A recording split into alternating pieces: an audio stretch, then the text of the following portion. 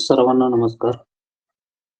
मागील व्हिडिओमध्ये आपण पाहिलं होतं, की जे जवळपास किती पदाची नवीन निर्मिती झालेली आहे, वगैरे, वगैरे. बरोबर?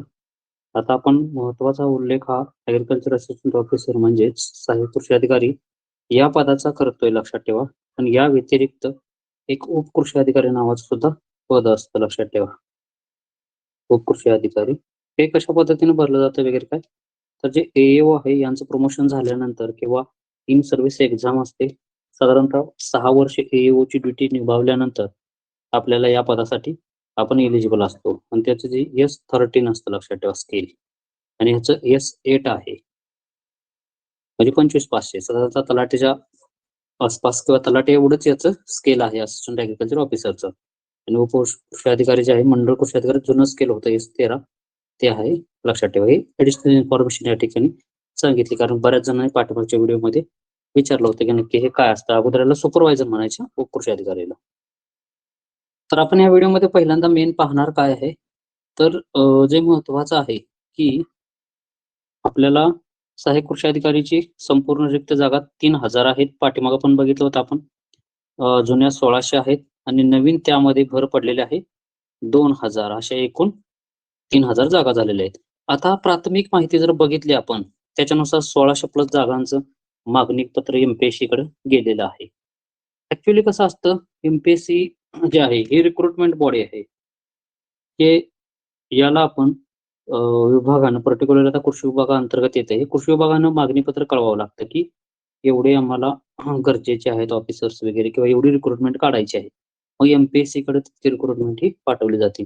आता ऍड ही किंवा जाहिरात ही मागेच येणं अपेक्षित होतं. पण आपला जो आकृतीबंध होता तो बरेच दिवस म्हणजे जवळपास 17 वर्षानंतर मंजूर झालेला आहे नव्यानं. त्यामुळं या एमपीएससी ज्या जागा असतील गट ब आणि ह्या ज्या गट क च्या जागा हा असा एक कृषी अधिकारी असेल गट क मध्ये येतो. या जागा म्हणजे 1600 प्लस जागा यांचं मागणीपत्र प्राथमिक माहिती आहे त्याच्या अनुसरून एमपीएससी कडे गेलेलं आहे असं आपल्याला समजतंय. मग आता यात नवीन ऍड जागा होणार की नाहीये, किती पदांची ऍड येईल किंवा जाहिरात तितक्याच पदाची आहे लवकरच आपल्याला समजणार आहे. आता येत्या एक 15 ते 20 दिवसामध्ये हे सर्व चित्र क्लिअर होईल. 15 ते 20 दिवस जास्तीत जास्त 15 ते 20 दिवसामध्ये तुम्हाला समजेल की बाबा जाहिरात म्हणजे ॲडव्हर्टाइजमेंट असेल ही येणार आहे की नाहीये. मोस्टली आपल्याला जे माहिती आहे उपलब्ध त्याच्यानुसार 90% किंवा 99.99 म्हटलं तरी हरकत नाही. हे ॲड येणार आहे. प्रयत्न केले तर अजून ही संख्या जी असेल ही संख्या निश्चित वाढू शकते लक्षात ठेवा. बरोबर. आता याच्या व्यतिरिक्त आपल्याला महत्त्वाचे जे मुद्दे आहेत. आता बऱ्याच विद्यार्थ्यांना हा प्रश्न पडतो, की सर जागा नाहीत मग मी अभ्यास करू की नाहीये? तर आमचं प्रॉपर प्लॅनिंग हेच सांगत आहे, की पूर्व परीक्षा जी असेल याला प्रिलिम्स असणार आहे बरोबर. आता तुम्ही जस्ट एमसीआर पास आउट आहात बरेच विद्यार्थी तर त्यांना प्रिलिमची तयारी करताना थोडंसं अवघड जाणार आहे. मग हे प्रिलिमच्या सब्जेक्टवरती 6 आपण जनरल स्टडीजचे सब्जेक्ट म्हणू आणि त्यानंतर 2 एक आहे गणित आणि दुसरं बुद्धिमत्ता म्हणजे क्वांट रिझनिंग ह्या सब्जेक्टवरती फोकस करणं गरजेचं आहे. त्यानंतर जर बघितलं आपण मेन्स, आता मेन्स आपण एम-व्ही म्हणजे जे मोटर व्हेइकलचे जे मेन्स होते असिस्टंट झालेले आहे गट क मधून. त्यामध्ये 150 क्वेश्चन आणि 300 मार्क होते. सेम पॅटर्न आपल्या ॲग्रीमध्ये पण राहण्याची शक्यता आहे लक्षात ठेवा. 90% चान्सेस हे सेमच आहेत. म्हणून मेन्सची जी तयारी आहे, हे जरी जाहिरात नसेल तरी मेन्सची तयारी किंवा जाहिरात येऊ शकते. 90% जाहिरात येण्याचे चान्सेस आहेत. जरी समजा अनफॉर्च्युनेटली किंवा दुर्दैवाने यावर्षी नाहीच आली, पुढल्या वर्षी ही जाहिरात आली, तर तुम्ही प्रिपेअर असणं गरजेचं आहे. आता तुम्हाला काय येतं मेन्सची तयारी झाली असेल बऱ्याच जणांची, पण हे टचमध्ये राहावं लागतं. ॲग्रीकल्चर हे व्हॉलटाईल सब्जेक्ट असतात. बऱ्याच वेळेला आपल्याला ते लक्षात राहत नाही. मग याला आपण काय करावं लागेल? इसेन्शियल ऑफ ॲग्रीकल्चर मागील लेक्चरमध्ये पण सांगितलं होतं. इसेन्शियल ऑफ ॲग्रीकल्चर असेल किंवा आपण म्हणतो की हे असेल टॉपर नोट्स असतील, बरोबर टॉपर नोट्स. तर या 2 नोट्स आहेत मोस्टली प्रिफर केल्या जातात.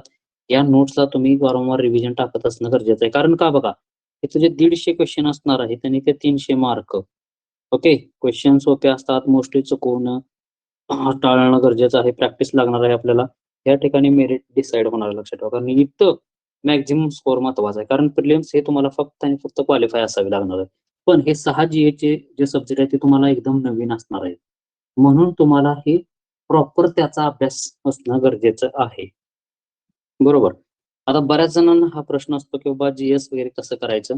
तर या नंतर जो व्हिडिओ असेल त्यामध्ये आपण मेनली फोकस करणार प्रिलिम्स. प्रिलिम्सचा सब्जेक्ट किती आहेत किंवा किती क्वेश्चन्स असतात वगैरे हे आपण डिटेल त्या व्हिडिओमध्ये बघणार आहे. आणि त्यानंतरचा जो व्हिडिओ असेल त्यामध्ये आपण मेन्स कशा पद्धतीनं असेल किंवा त्यामध्ये कोणता अभ्यास आपल्याला करायला पाहिजे हे वगैरे.